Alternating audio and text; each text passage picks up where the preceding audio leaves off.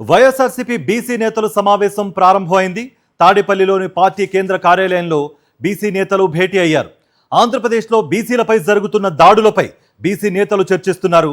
చంద్రబాబు ప్రభుత్వం చేస్తున్న బీసీల అణిచివేతలు, అక్రమ కేసులు సహా వైఎస్ జగన్ హయాంలో బీసీలకు జరిగిన మేలు, రానున్న రోజుల్లో బీసీల కోసం చేపట్టాల్సిన చర్యలపై చర్చ జరుగుతోంది.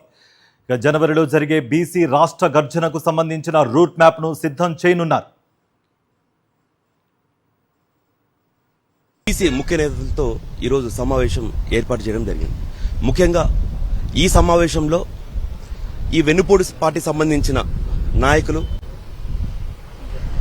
గడిచిన 3-4 రోజుల ముందు అసెంబ్లీ సమావేశాల్లో 34% రిజర్వేషన్లు ఒక డ్రామా బిల్లును ప్రవేశపెట్టి కేవలం ఎలక్షన్లు ఉన్నాయి, బీసీలను మళ్లీ వెన్నుపోటు పొడ్చాలా అనే ఉద్దేశంతో ఒక 34% రిజర్వేషన్ అనేసి ఒక డ్రామా బిల్లును ప్రవేశపెట్టి మళ్లీ బీసీలను మగ్గిపెట్టిన క్రమంలో దాంతోపాటు ఎంతో మంది బీసీలపై అక్రమ కేసులు లేకపోతే దాడులు జరుగుతున్న సందర్భంలో ఈరోజు బీసీ ముఖ్య నాయకుల సమావేశం ఏర్పాటు చేసి ఈ మీటింగ్లో ఎన్నో తీర్మానాలు చేసి వచ్చే 6 నెలల్లో జిల్లా వారీగా, కాన్స్టిట్యున్సీ వారీగా బీసీల గలం విప్పాలా, ఇంటింటికి ఈ వెన్నుపోటు ప్రభుత్వం బీసీలకు ఎంత వెన్నుపోటు పొడిచింది అనే ఉద్దేశంతో ఈ రోజు మీటింగ్ పెట్టడం జరిగింది. ఎలక్షన్ల ముందు వరకు బీసీలు వెన్నుముక్క, ఎలక్షన్ల తర్వాత బీసీలు ఒక వెంట్రుక ముక్క మాదిరి మీరు ఈ రోజు తీసే పరిస్థితి ఈ రాష్ట్రంలో కనపడుతుంది.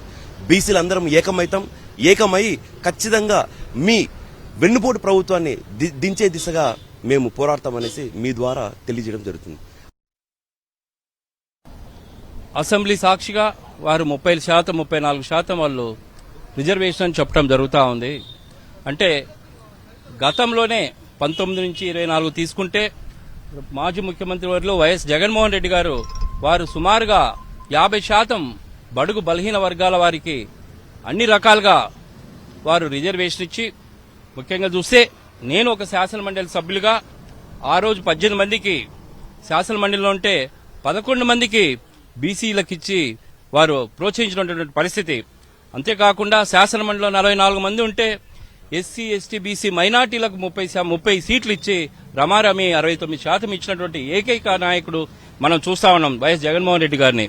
మరి వీరు చెప్పడమే తప్ప నేతి బీరకాయల నెయ్యి ఎంత ఉంటుందో ఈ తెలుగుదేశం పార్టీలో బీసీలలో కూడా అంతే ఉంటుందని ఈ సందర్భంగా తెలియజేస్తూ, గతంలో కూడా వీరు 34% అని చెప్పి వారు చేసినటువంటిది బిర్రు ప్రతాప్ రెడ్డి గారి ద్వారా కోట్లు వేయించి ఏం జరిగిందో ఈ రాష్ట్ర ప్రజలందరికీ తెలుసు అని ఈ సందర్భంగా తెలియజేస్తూ, తెలుగుదేశం పార్టీ వారు కన్నులు తెరిచి మళ్ళీ ఒకసారి ఏదైతే చెప్పారో దాన్ని పాటించాలని ఈ సందర్భంగా కోరుకుంటున్నాను. ఖచ్చితంగా రేపు రాబోయే రోజుల్లో బీసీలందరం కూడా ఐక్యమయ్యి మళ్లీ జగన్మోహన్ రెడ్డి గారిని ముఖ్యమంత్రి చేసుకుంటేనే మన పిల్లల భవిష్యత్తు కానీ మన భవిష్యత్తు కానీ బాగుంటుందని చెప్పేసి మేము అందరం కూడా తెలియజేస్తాం. ఎందుకంటే ఇప్పుడు ఉన్నటువంటి వెన్నుపోటు పార్టీ మొన్ననే అసెంబ్లీలో మరి ముఖ్యమంత్రి చంద్రబాబు నాయుడు గారు చేసిన వ్యాఖ్యలు మనం అందరం కూడా చూస్తున్నాం.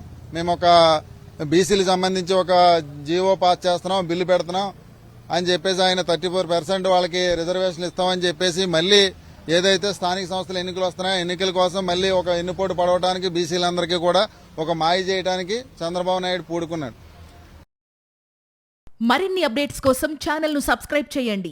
నోటిఫికేషన్స్ కోసం బెల్ ఐకాన్ పై క్లిక్ చేయండి.